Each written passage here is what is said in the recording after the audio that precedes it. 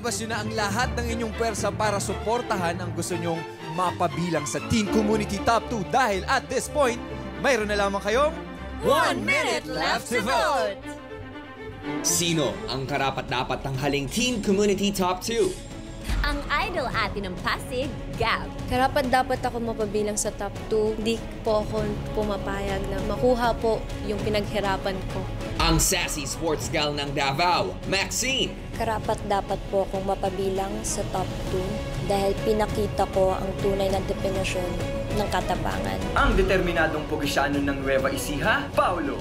Karapat-dapat po ako mapasama sa top 2 dahil alam ko po na maibubuga pa po ako pagdating sa pagpapakatotoo po.